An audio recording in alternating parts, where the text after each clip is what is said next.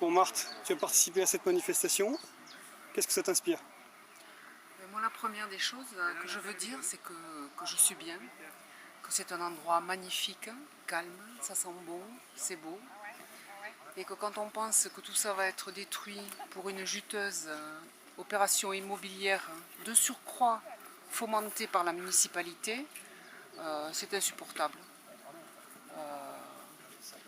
On n'a pas le droit de priver les Columérains de ça, de cet espace, de ce patrimoine qu'ils ont pour en faire quelque chose qui va partir à des privés, surtout quand on a fait la promesse de maintenir à l'époque cet endroit au bien commun de la municipalité, de la commune, et que tout le monde puisse en profiter.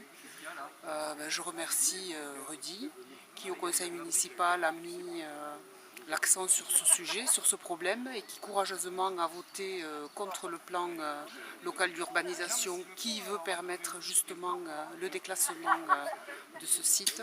Et j'espère que notre action ne sera pas inutile. Aujourd'hui, nous avons participé à une manifestation qui était organisée par Europe Écologie Les Verts. Et c'était un moment de partage, un moment citoyen, où on voit que sur beaucoup de sujets, on n'est pas en conflit, et que quand il s'agit du bien commun et de tous, on peut s'entendre sur beaucoup de sujets. Merci Marthe. Elisabeth, avec en fond le... Non mais c'est bien parce qu'on voit le château derrière, c'est super. Donc Elisabeth, tu as participé également à cette manifestation, tu es la suppléante de Marthe. Je suis la suppléante de Marthe, effectivement, et je soutiens Marthe de toute mon énergie, parce que je pense que c'est une excellente candidate pour notre circonscription, effectivement.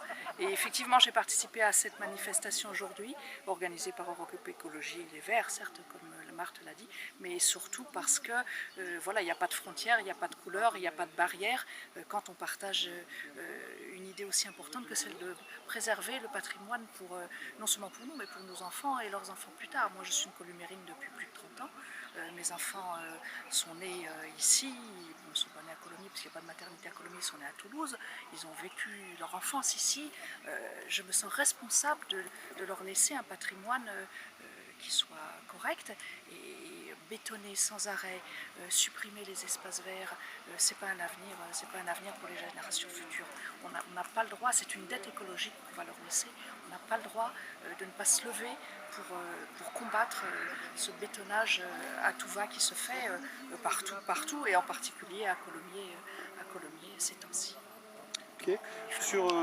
Sur la cinquantaine et plus de manifestants d'aujourd'hui, il y avait une dizaine de personnes qui étaient Modem ou affiliées Modem. Est-ce que ça te paraît logique? Ah oui, absolument. Oui, bon, moi je ne suis pas étonnée de les trouver là, et c'est tout à fait dans l'axe de ce qu'on défend. De toute façon, l'écologie fait partie des valeurs du Modem à la base, même si ce n'est pas la valeur qui ressort le plus, parce qu'on parle aussi d'économie, on parle aussi de social, au Modem évidemment, mais on a quand même des grosses pointures de l'écologie qui sont dans les instances dirigeantes du Modem, pour preuve que l'écologie est une de nos préoccupations majeures. Tu penses à Benamias? Je pense à Benamias et à Yann Verling, par exemple. C'est vrai. Par exemple, l'écologie doit faire partie de toutes les actions, je dirais, intrinsèquement. Okay. Qu'est-ce que t'inspire cette décision du conseil municipal actuel de vouloir transférer à un groupe privé ce château? Je suis très étonnée parce que justement je ne pensais pas qu'un groupe socialiste pouvait prendre ce type de décision. Pour de l'argent en plus, parce que c'est le sentiment que j'en ai eu. Je trouve ça extrêmement étonnant. Je suis étonnée. Oui. Merci Elisabeth.